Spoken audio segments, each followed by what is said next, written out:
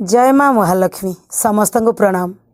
समस्त मन गोटे चिंता जे मार्गशीर मास आसिले आम गुरुवार करवा किंतु ये गुरुवार भितर आसूची डिसेम्बर मास 5 तारिख गोटे गुरुवार मन भितर अनेक क्वेश्चन अनेक प्रश्न मत भी आसूची मत भी फोन कॉल आसूची जे आज्ञा 5 तारिख रे कौन श्रवणा नक्षत्र पड़ुची आ से दिन हो पारिबो नाही गुरुवार ओषा।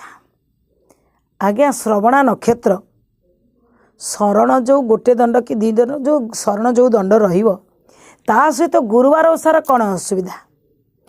गुरुवार हूँ लक्ष्मी बार लक्ष्मी ओषा न करने आपण जदि गुरुवार व्रतर जो महापुराण अच्छी महालक्ष्मी पुराण जदि ताकू देखिए अनेक किंबदंती भितर को जीवे जितेबाला आज्ञा आपण गुरुवार दिन कौन सी भूल कर्म करती गोटे लक्ष्मी अच्छा गोटे अलक्ष्मी अच्छा अलक्ष्मी जोटी चाहती लोक मैंने लक्ष्मी जुक्ता नहंतु आउ किछि लोक चाहती जे आमे लक्ष्मी जुक्ता हबु तेणु लक्ष्मी की डाकिबारे कौन सी असुविधा नहीं। 5 तारिख दिन आपण बिंदास रे आपण घरे गुरुवार ओषा माणबसा करंतु।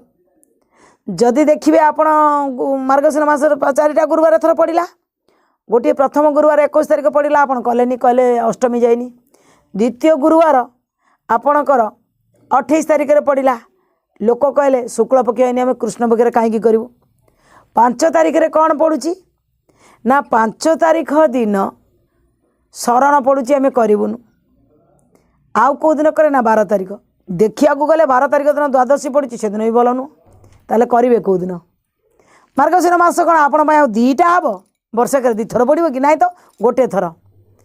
तेणु लोक मानकर ये जो भ्रांत धारणार माने उड़ा कथा को शुणी गुरुवार ओषा बंद करने परिवर्ते जो मैंने 4 पाली कर नो प्रोब्लेम।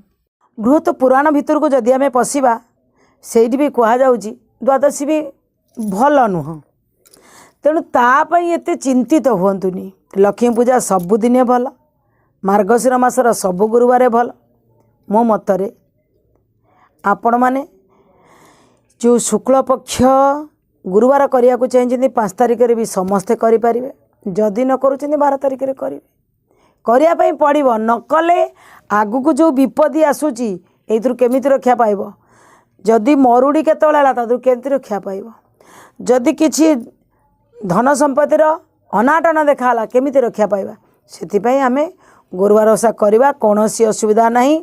मु निजे करुच्ची आपण मानक भी कहूँ करने कौन सी असुविधा नहीं। गुरुवार ओषा करंतु भलरे जेहेतु आमे आमे माँ लक्ष्मी को ऊपर संपूर्ण रूप से निर्भर कारण सी अच्छी पड़ीदात्री खाइबारू नहीं पिंधारू नहीं लगेबारू नहीं गृह नहीं गाड़ी नहीं संसार में जहाँ देखुं सब अच्छी लक्ष्मी कृपा।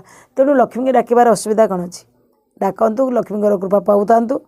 आउ जदि मन भीतर आउ किसी प्रश्न अच्छी ताले मते कमेंट बॉक्स में निश्चित लिखिए भल कथाटी अन्य मानक शेयर करेंगे कौन सी असुविधा नहीं। आ मो चैनल जदि नुआ रही ना सब्सक्राइब करने भूलिए नहीं। रोची जय माँ महालक्ष्मी।